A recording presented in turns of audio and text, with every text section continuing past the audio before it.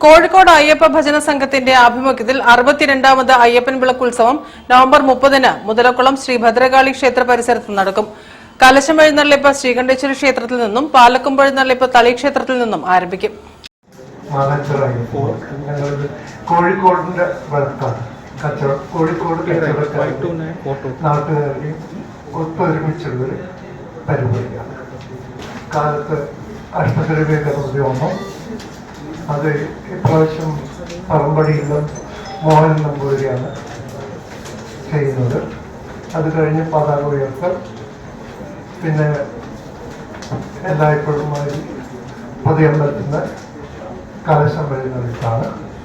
November 30-ന് ശനിയാഴ്ച രാവിലെ 6 മണിക്ക് വിളക്കുപന്തലിൽ അയ്യപ്പ ഭജന സംഘത്തിന്റെ പതാക ഉയർത്തുന്നതോടെ ചടങ്ങുകൾ ആരംഭിക്കും. ശ്രീകണ്ഠേശ്വര ക്ഷേത്രത്തിൽ നിന്നും കലശം എഴുന്നള്ളിപ്പ് എത്തിയാൽ വിളക്കുപന്തലിൽ പ്രതിഷ്ഠയും പൂജയും തുടങ്ങും. തിരൂർ തെക്കുംമുറി രവിസ്വാമി, വിജയൻ സ്വാമി എന്നിവരാണ് ഇത്തവണത്തെ വിളക്കുകാർ.